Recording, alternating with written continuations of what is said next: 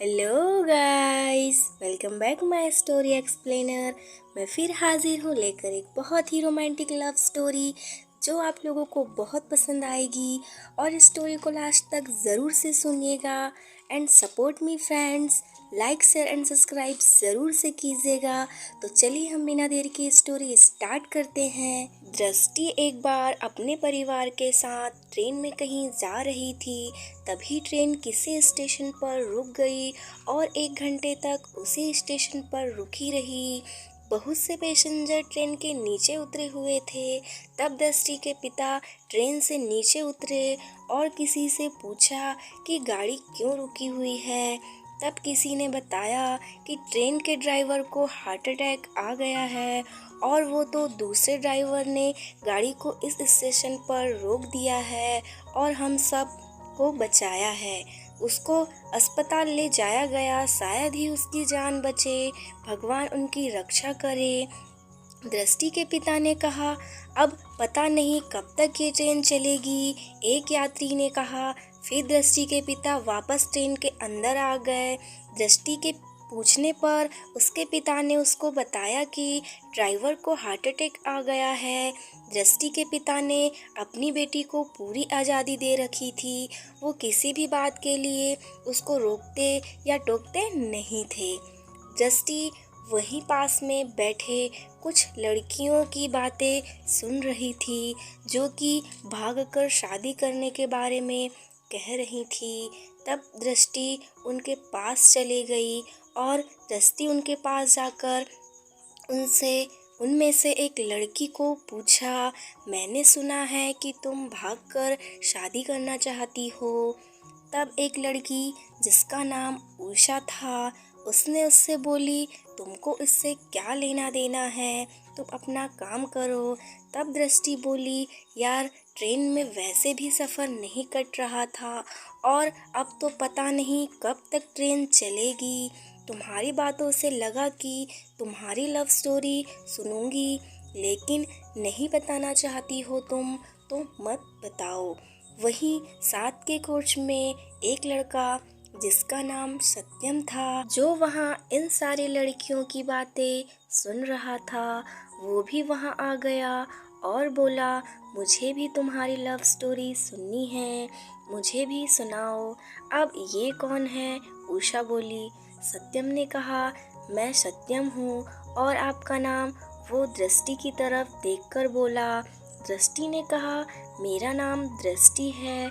और सभी ने बताया अपना अपना नाम, क्योंकि सत्यम दिखने में बहुत ही हैंडसम था। उसको देखकर उषा तो उसको दिल ही दे बैठी थी, लेकिन सत्यम की नज़र सिर्फ दृष्टि पर ही थी, क्योंकि दृष्टि भी किसी से कम नहीं थी। वो भी बहुत ही खूबसूरत और उस टाइम बहुत ही सुंदर लग रही थी और उसके घने खुले बाल उसकी खूबसूरती को जैसे चार चांद लगा रहे थे। दृष्टि भी उसकी तरफ आकर्षित हो रही थी। तब उषा ने सत्यम से पूछा, क्या तुम भी किसी से प्यार करते हो?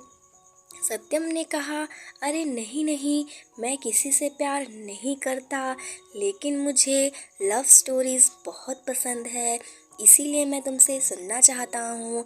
तब उषा ने मन में कहा कि तो फिर मेरा रास्ता साफ है। सत्यम ने कहा, तो अपनी लव स्टोरी सुना रही हो या नहीं? तब वो लड़की जो कि भागकर शादी करने की सोच रही थी, वो बोली, हमारी कहानी की शुरुआत बीच पर हुई, जहाँ पर हम दोनों पहली बार मिले थे। मैं डफ़ी यानी मेरे डॉगी के साथ बीच पर समुद्र के किनारे टहल रही थी।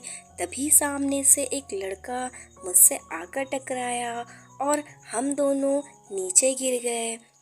तभी एक लड़की भी वहाँ पर आई और मुझे और उस लड़के को उठाया और मुझसे माफ़ी मांगकर कहा कि आई एम सॉरी, मेरा भाई मुझे तंग कर रहा था, इसीलिए मैं उनको मारने के लिए उसके पीछे दौड़ रही थी और वो भागते हुए आपसे टकरा गया।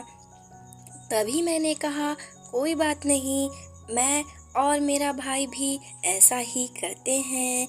तब उसने टॉफ़ी को देखकर कहा, सिम्मी ये तो बिल्कुल हमारे टॉफ़ी के जैसा ही है। उस लड़के ने टॉफ़ी से खेलना शुरू कर दिया और टॉफ़ी और उसमें कुछ देर में ही दोस्ती हो गई टॉफ़ी के साथ में।